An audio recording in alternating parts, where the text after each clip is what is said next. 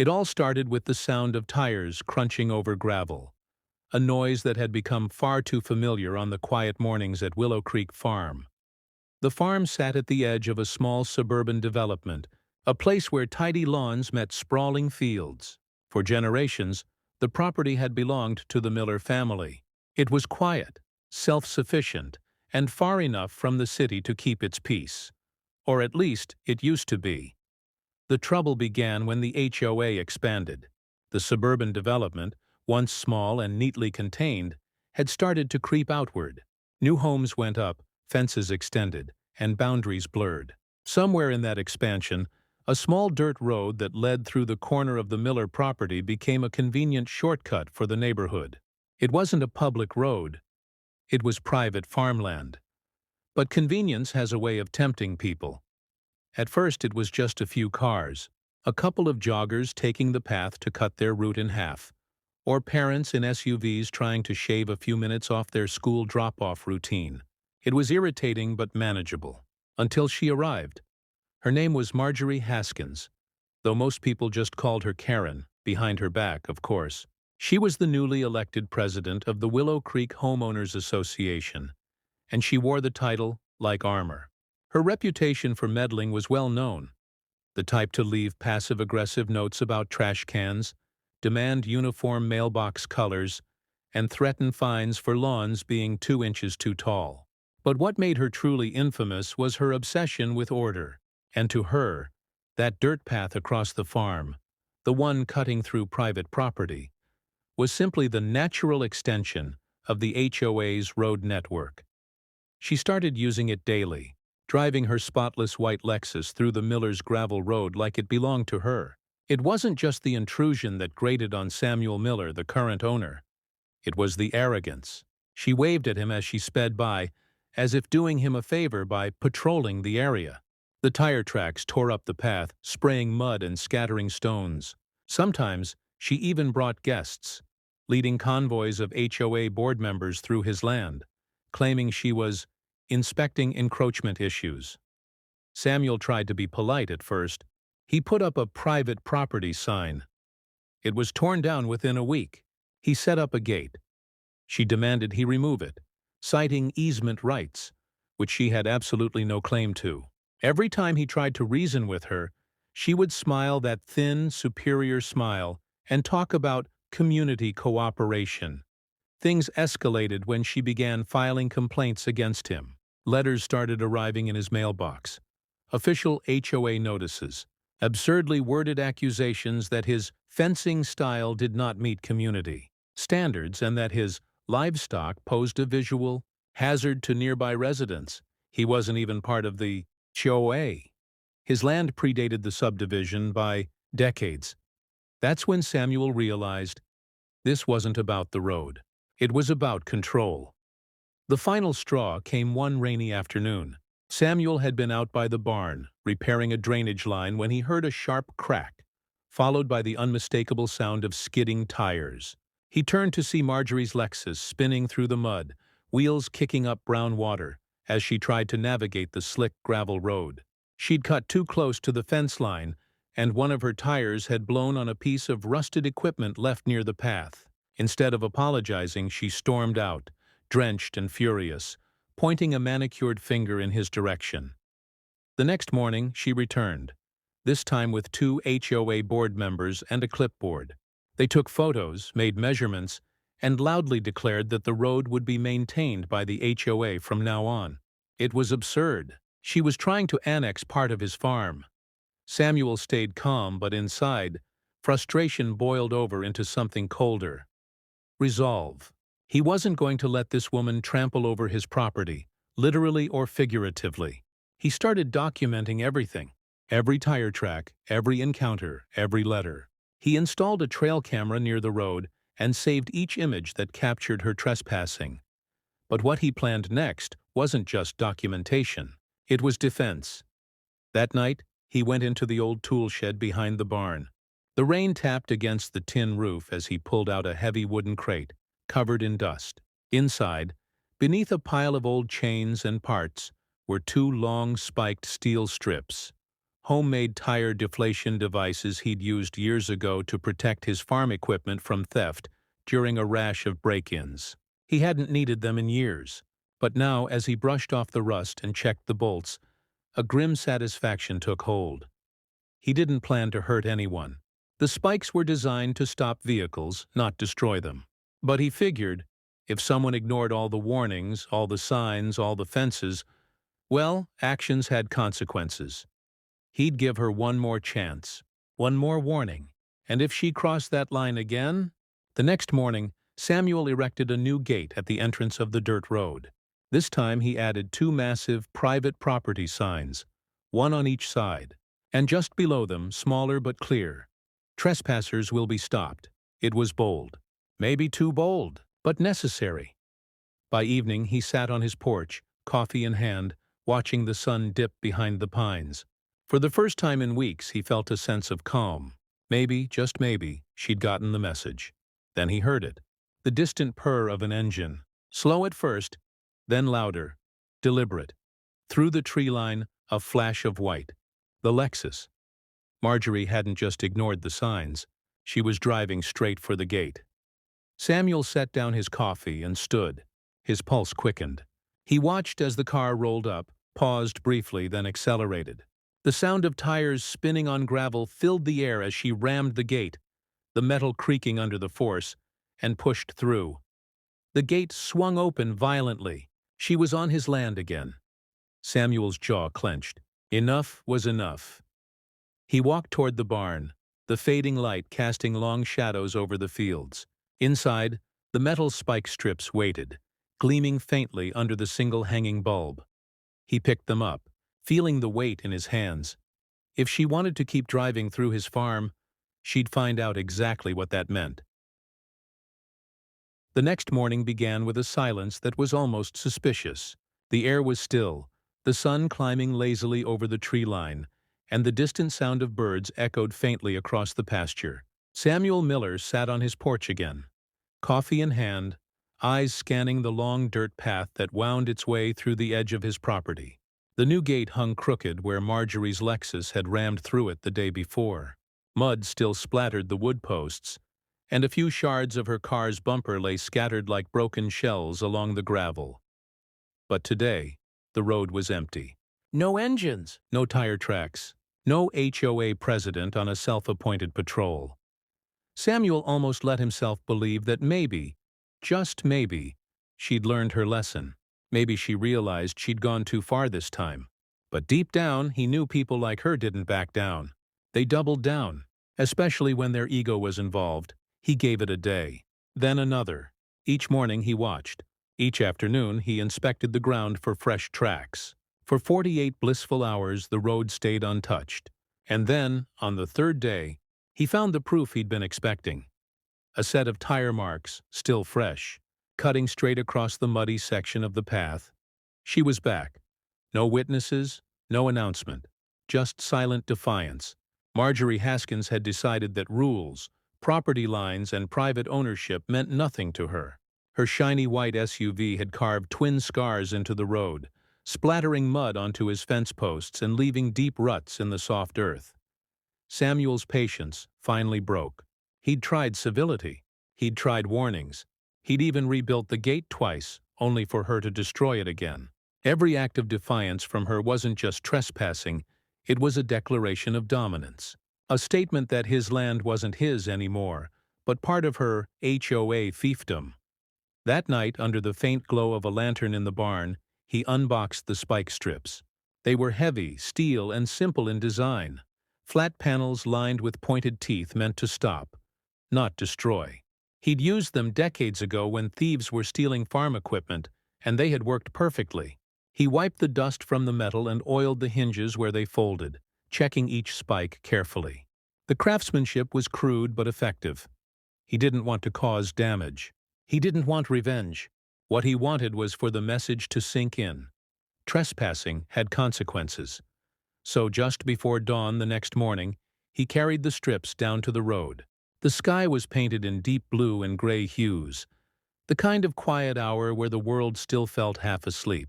He laid the first strip just beyond the gate's threshold, where the road narrowed between two fence posts. Then, several feet further, he laid a second one, angled slightly, almost invisible beneath a thin layer of dirt and gravel he sprinkled over the top. To anyone speeding through, they'd look like part of the road. He added two bright red, "Private Road, Do Not Enter" signs for good measure. They were impossible to miss. The warning was there, clear as daylight. As the sun climbed higher, Samuel felt something he hadn't in weeks: relief. For the first time since the HOA invasion began, he felt a sense of control. The road was his again, and now, if anyone tried to cross it, they'd be stopped. Literally. By mid-morning, he was back in the field tending to the livestock when he heard it. The familiar hum of an engine, not the slow rumble of a truck or a tractor, but the smooth, self-assured purr of an expensive vehicle. It was coming from the same direction as always, the HOA neighborhood. Samuel froze, leaning on his rake, eyes narrowing toward the tree line. The sound grew louder, then steadier. Gravel began to shift as tires rolled onto the path. He could picture it perfectly in his mind. The polished white Lexus creeping through the trees, tires tracing the same illegal route as before. She'd come back. Again. A faint smile crossed his face, not of malice but of weary satisfaction. He didn't have to yell or argue anymore. The land would do the talking. Moments later, the first sound reached him. A sudden, sharp hiss. Then another. Then a grinding noise that made his stomach tighten. The vehicle lurched, tires deflating almost instantly. He heard the engine rev, then sputter, followed by silence. He didn't need to see it to know what had happened. The spikes had done their job. Samuel waited for a few minutes before heading toward the road, heart pounding in his chest. When he reached the gate, the sight that greeted him was almost surreal. Marjorie's pristine Lexus sat at an awkward angle, front tires completely flat, one rim already digging into the gravel. She was standing outside the vehicle, arms flailing in the air, clearly furious, but he stayed back, out of sight, watching from behind the barn. She was pacing, phone pressed to her ear, gesturing toward the ground, probably ranting to someone, maybe her husband, maybe the HOA board, maybe even the police. He didn't know and he didn't care. All that mattered was that she'd finally stopped. For nearly an hour, she waited beside her car until a tow truck arrived.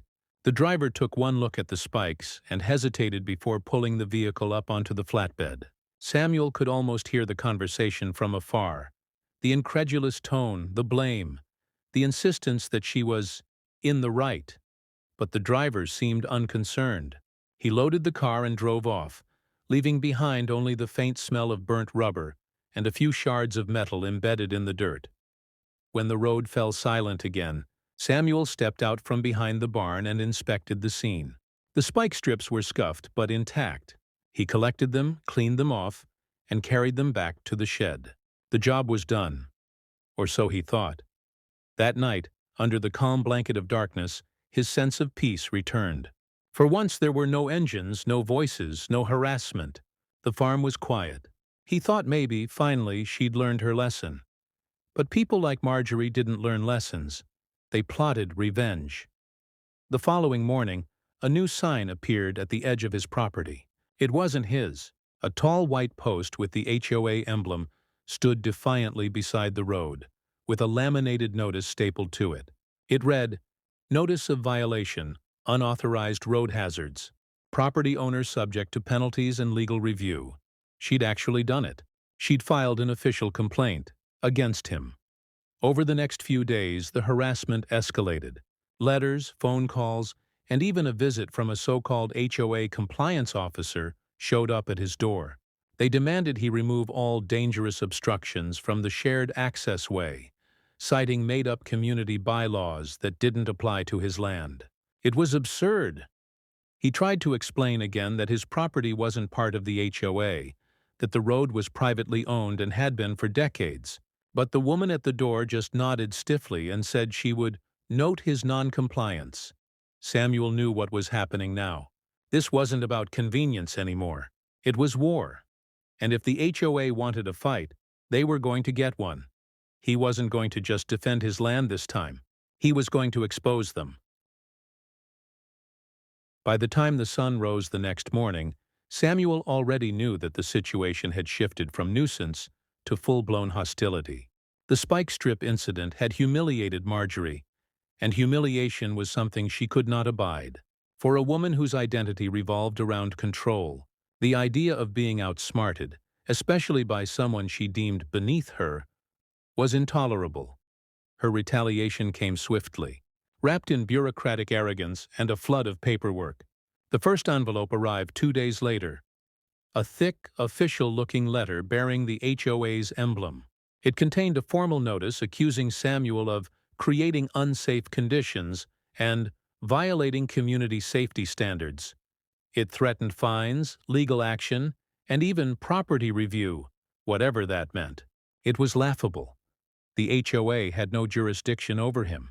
His farm wasn't within their boundaries, had never paid their dues, and predated their entire neighborhood by half a century. But the message was clear. They were coming for him anyway. He wasn't intimidated. He knew they had no legal authority, but he also knew how far some HOA boards were willing to go when they thought they could bully someone into submission. The next day he saw it. 2 HOA inspectors in neon vests parked at the edge of his property, taking pictures of his fence and jotting notes on clipboards. They never stepped past the boundary line, but their presence alone was an intrusion. Their SUV had the HOA logo magnetized to the side, a mark of entitlement that made Samuel's stomach twist. They returned again the following morning, then again 2 days later, each time pretending to inspect shared infrastructure, each time ignoring his signs and the very concept of private ownership. Meanwhile, Marjorie doubled down on her smear campaign. Word spread quickly through the neighboring subdivision, the kind of gossip only a suburban HOA could amplify. Whispers that Samuel was unstable, that he was placing traps and endangering the community. It was absurd, but rumors were powerful weapons, and she wielded them like knives. A few days later, a sheriff's deputy showed up at his gate. The man was polite but firm, explaining that a concerned resident had reported dangerous road hazards on a public access path. Samuel walked the deputy through the history of his property, showing the deeds, the survey lines, the documentation that proved the land had been private for generations. The deputy nodded, apologetic, and left. It was clear he'd seen this kind of nonsense before. But for Samuel, that visit changed everything. Because if the HOA was willing to involve law enforcement, even on false pretenses, then the situation was escalating beyond pettiness. They weren't just trespassing anymore. They were trying to rewrite reality to fit their narrative. The next day, a new sign appeared just beyond his property line. It was taller than before, freshly painted, and embossed with the HOA logo. It read, "Community Access Road. Maintained by Willow Creek HOA. Residents only." The audacity of it nearly made him laugh. They had claimed his road, declared it as their own, and they did it so blatantly that it almost felt like a dare. But this wasn't just a game to him. That road cut through part of his grazing field, an area essential for his livestock to reach the upper pasture. Every time their cars tore through it, they spooked the animals, tore up the soil, and damaged the drainage. His farm wasn't just property. It was his livelihood, his history, his family legacy. And watching strangers trample over it under the guise of community access made his blood boil. He tried one last measure of reason. He contacted the county zoning office and filed a report, explaining that the HOA was claiming land outside their jurisdiction. The clerk confirmed what he already knew. The HOA had no legal standing there. They couldn't claim or regulate anything beyond their subdivision's recorded perimeter. The official promised to look into it, but Samuel could tell it was low on their priority list. Bureaucracy moved slowly, and HOA manipulation moved fast. Within a week, he received a certified letter. Inside was a cease and desist notice, written on HOA letterhead, but drafted by an actual law firm. The letter accused him of willful damage to community property and malicious endangerment of residents. It demanded that he pay for the damages to Marjorie's vehicle, over $2,400 worth of tire and rim, replacements, and remove all obstructive barriers from the shared road. The arrogance of it all nearly made him tear the paper in half. Not only were they trespassing, but now they expected him to pay for the consequences of their own actions.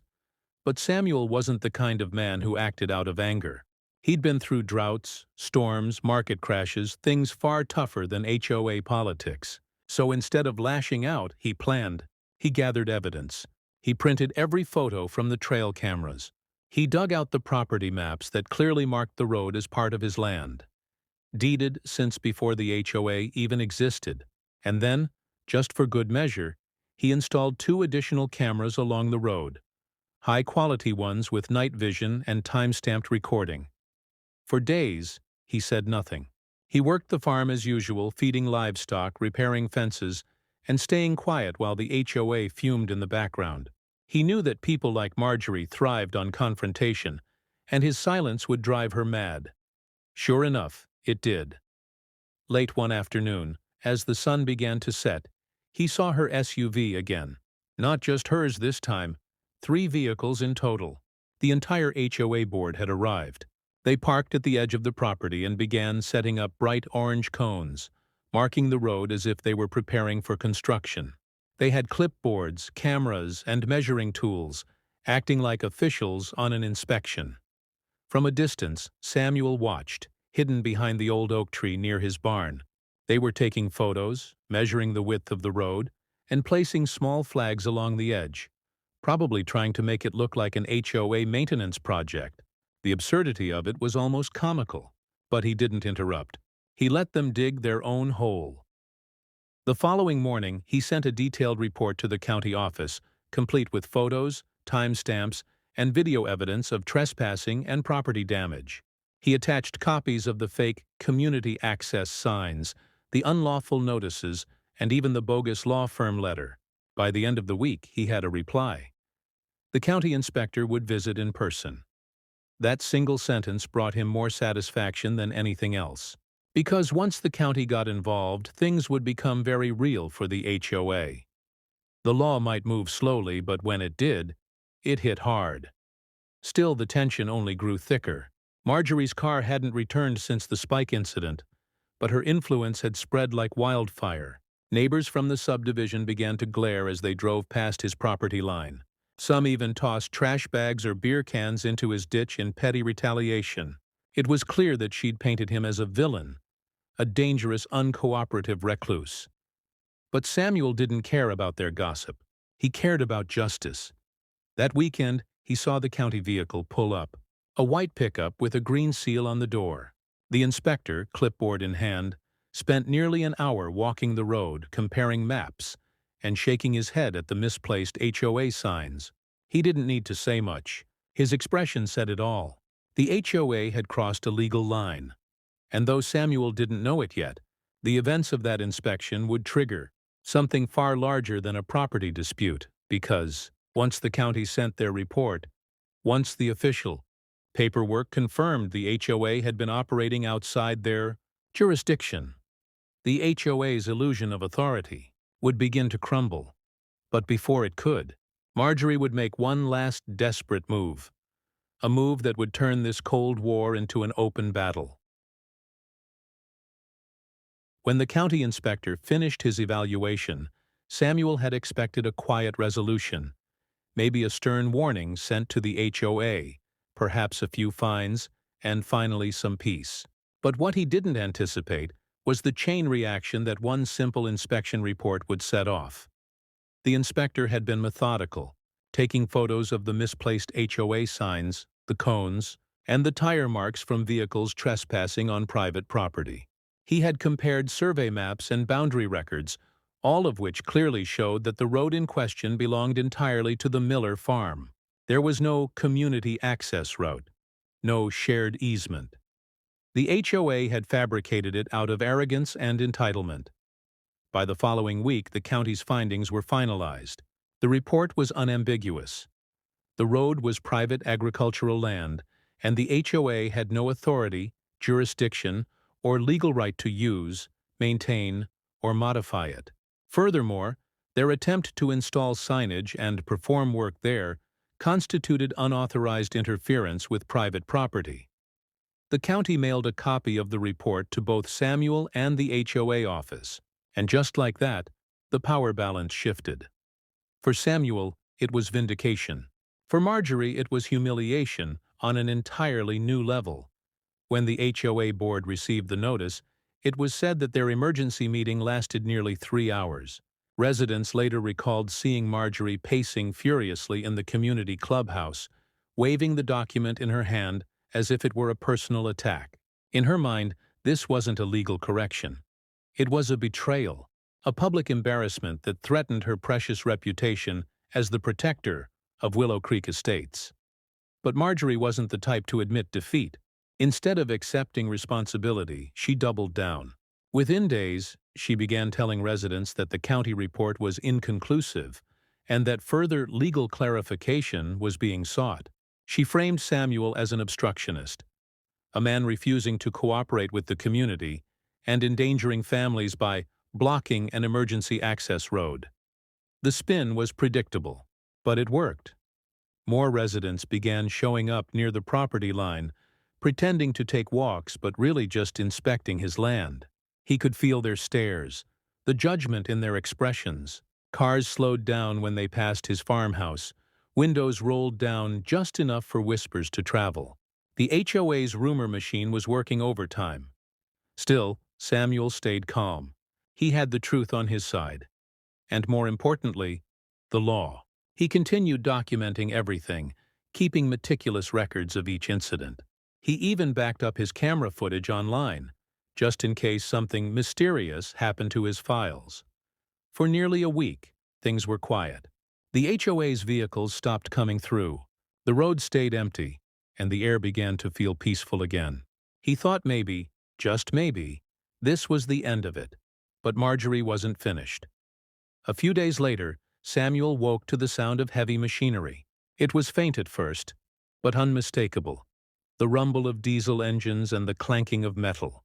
When he stepped out onto his porch, his heart sank. Down at the far end of the road, 2 construction vehicles sat idling, a small bulldozer and a dump truck. Around them, several HOA board members stood in reflective vests, pointing and gesturing as if supervising a project. And there, at the center of it all, was Marjorie herself, clipboard in hand, barking orders. They weren't just trespassing anymore. They were digging. As Samuel approached, he could see what they were doing. The bulldozer had already started scraping away the top layer of his gravel road, carving a trench down the middle. The dump truck was half filled with gravel and soil, material they were apparently planning to regrade for smoother vehicle access. It was blatant vandalism. The audacity was almost unreal. Marjorie had decided to ignore the county's ruling entirely and instead use her HOA funds to repair the road, framing it as a community improvement initiative. In reality, she was destroying part of his farm infrastructure and compacting the soil in the process.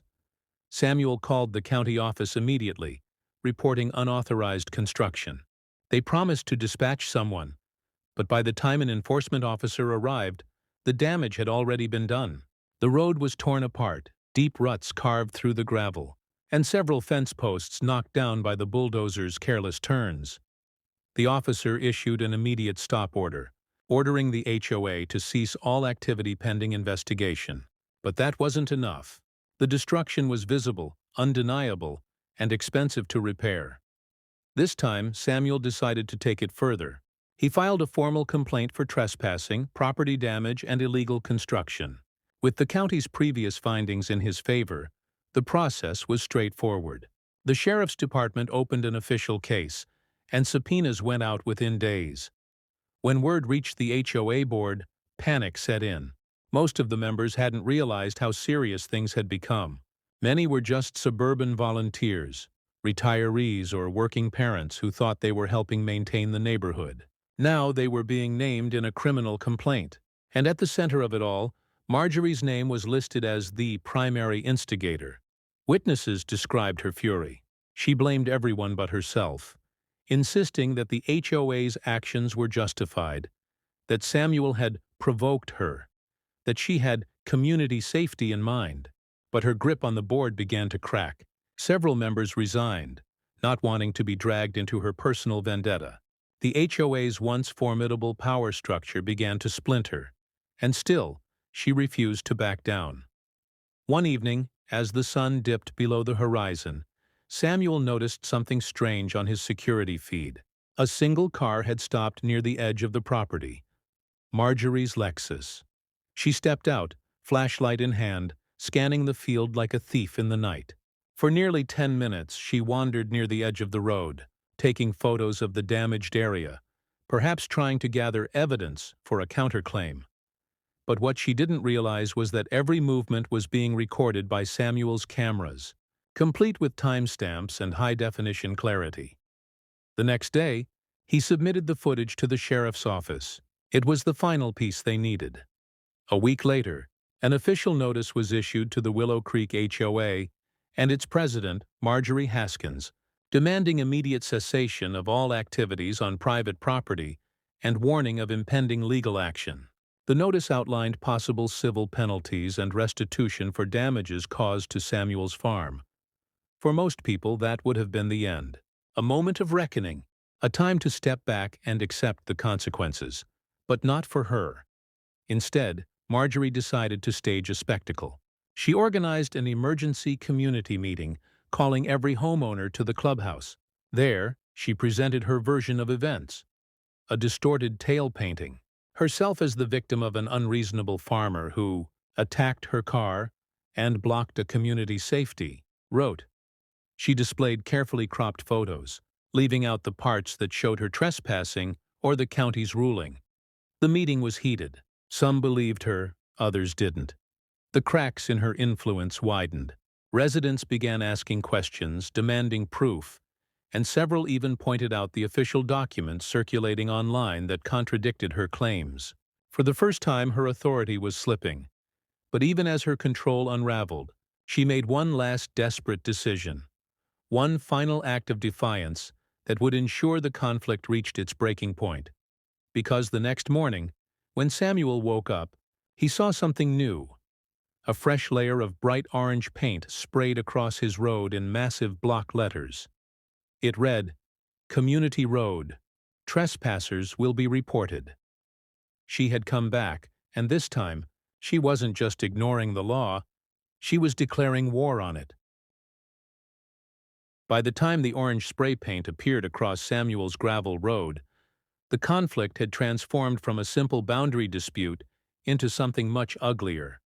A personal vendetta that consumed an entire community. What had once been a quiet corner of rural land had become a stage for defiance, ego, and public humiliation. The bright orange letters stretched nearly 10 feet across the dirt, crude and bold against the pale gravel. Community Road. Trespassers will be reported. It was as if Marjorie had declared herself the sovereign of his land, branding her claim in defiance of every ruling, every warning, and every law that had already told her she was wrong. For a long moment that morning, Samuel just stood at the edge of the paint, boots crunching over the gravel, staring at the words. The audacity of it almost defied belief. She hadn't just ignored the county's orders. She had taunted them. She'd trespassed again, vandalized private property, and publicly broadcast her defiance. And yet, in a strange way, Samuel felt calm. There was no anger left, no shock or frustration, just a heavy, inevitable sense of what came next. Because people like Marjorie always went too far, and when they did, they buried themselves.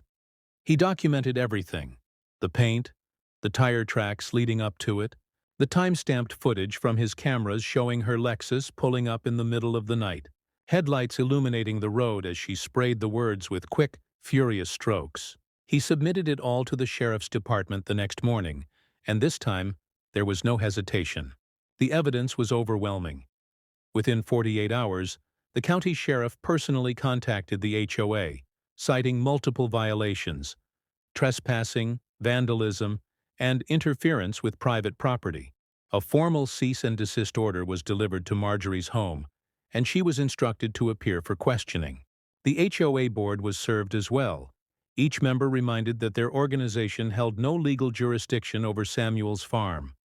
The news spread fast through Willow Creek Estates, and for the first time since the ordeal began, the tide turned against her.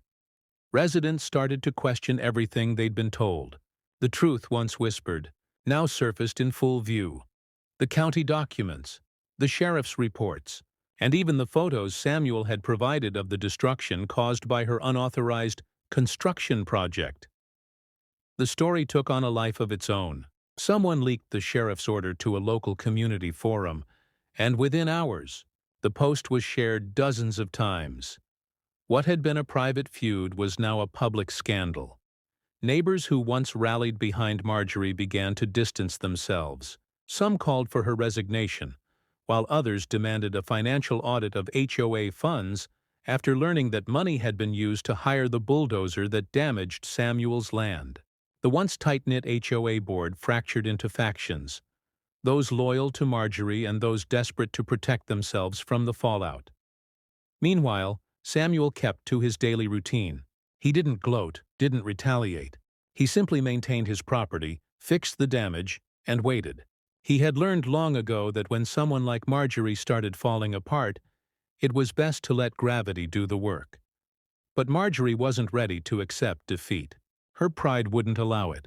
She began circulating flyers around the neighborhood, accusing Samuel of harassment, endangerment, and sabotage. She even went so far as to post online, claiming that he had installed lethal traps on a publicly accessible road. Her attempts to rewrite the narrative grew increasingly desperate and increasingly unbelievable. At first, a handful of residents believed her, but the more she ranted, the less credible she became. Screenshots of her contradictions started circulating online, along with photos of her car trespassing on the property she claimed was public. The local paper caught wind of the story after a community member tipped them off, running a small headline that read, "HOA dispute escalates over private farm road. County rules in farmers' favor." That single article changed everything. The headline went viral in nearby towns, shared on social media by people who had long loathed HOA overreach. Suddenly, Marjorie's crusade was no longer local drama. It was a public embarrassment. Over the following days, the HOA board convened another emergency meeting. This time, the tone was different. Gone was the air of superiority, replaced with quiet panic. They were facing potential legal exposure and public ridicule. Residents packed the clubhouse, shouting over one another, demanding answers.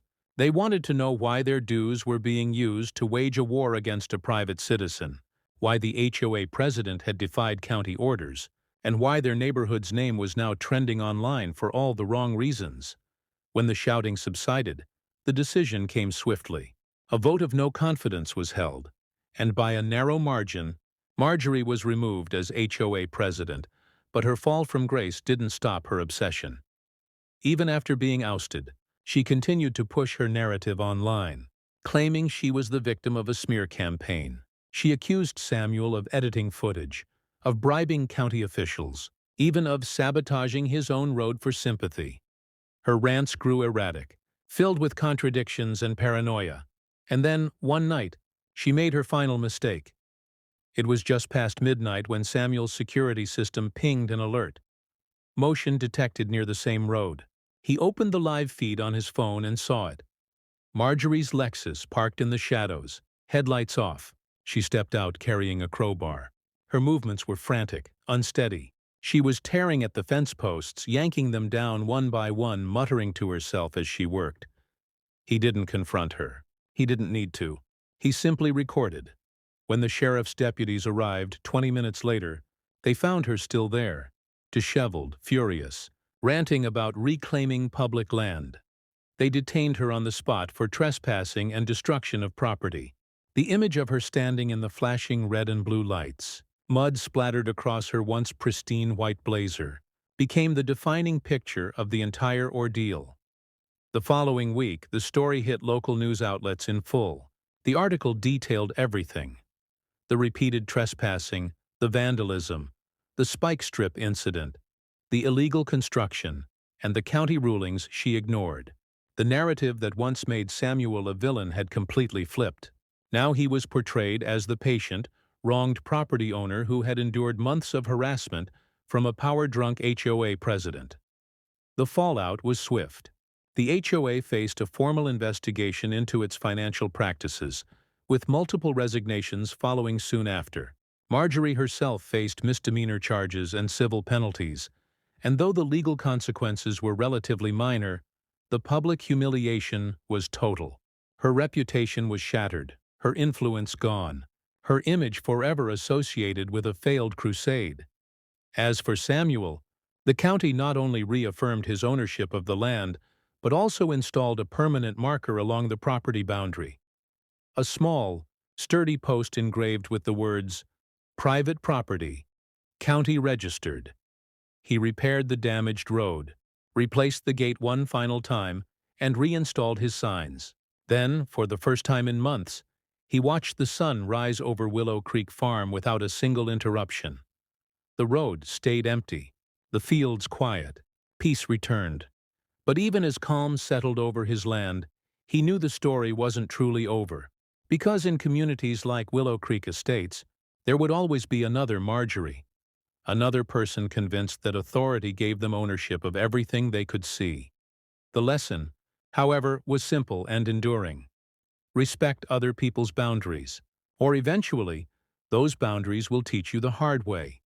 Still, Samuel couldn't help but smile when he passed that road in the evenings, the faint traces of orange paint still visible beneath the gravel, fading more with each passing rain.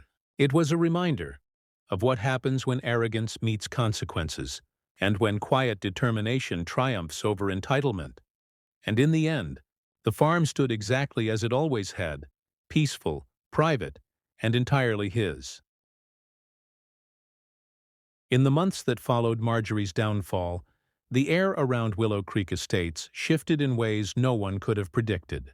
The once proud, perfectly manicured neighborhood, with its identical hedges and freshly painted fences, now carried the faint weight of embarrassment, a community marked by scandal. The HOA, once so feared and respected, had become a hollow name whispered with caution rather than pride. The glossy newsletters stopped coming, the monthly meetings dwindled, and the boardroom that once echoed with Marjorie's self-assured voice now sat empty, its chairs gathering dust beneath flickering fluorescent lights. For Samuel, life on the farm finally returned to its quiet rhythm. The mornings were peaceful again, just the low hum of cicadas and the creak of the barn door as he started his day. The spike strips he'd once installed were gone now, locked away in the shed as relics of a strange, exhausting war. The fences had been repaired, the fields replanted, and for the first time in a long while, the land felt whole again. But the scars of what had happened, both literal and figurative, ran deep. The old gravel road still bore faint tire marks where Marjorie's Lexus had once trespassed so many times. The faint stains of orange spray paint remained, faint reminders of her futile attempt to claim what wasn't hers. And though he rarely thought about her now, there were still moments, quiet ones, when the past returned in flashes.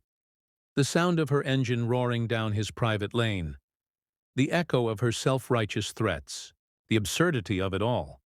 The local news story had run its course, of course. For a week, it had been everywhere. The HOA president who trespassed on a farm, complete with clips of Marjorie's late-night arrest and interviews from residents too nervous to show their faces on camera. Everyone had an opinion, everyone wanted to assign blame. But as with all viral moments, the outrage eventually faded. The next scandal came, and the internet moved on. Marjorie, however, didn't recover so easily. The last Samuel heard, she'd sold her house and moved 2 towns over. The charges she'd faced were minor, but the humiliation had cost her everything she valued: her reputation, her position, her carefully curated image of authority. The HOA had officially dissolved within months of her departure. Without her leadership, the remaining members lacked the motivation to continue their crusades. Residents voted to disband the organization, turning the neighborhood back into what it once was before the rules and regulations. Just a cluster of homes in a quiet rural county, Some of them even reached out to Samuel, offering apologies. A few came in person, hat in hand, expressing shame for believing the lies that had fueled the feud. Samuel accepted them all with quiet grace. He wasn't interested in revenge anymore, only closure. Still, there were those who preferred to forget, pretending the entire ordeal had never happened. They avoided eye contact when they drove past his property, refusing to acknowledge the part they played in enabling Marjorie's crusade. That was fine by him. Some lessons, he figured, were meant to be learned silently. In the weeks after her move, a curious thing happened. One of the county deputies, the same man who'd responded to her arrest, stopped by the farm to deliver a small envelope.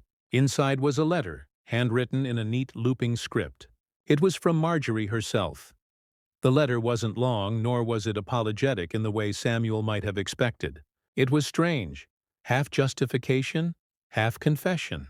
She wrote of feeling pressured by the HOA board, of wanting to protect property values, of believing that Samuel's road was an eyesore that needed regulation.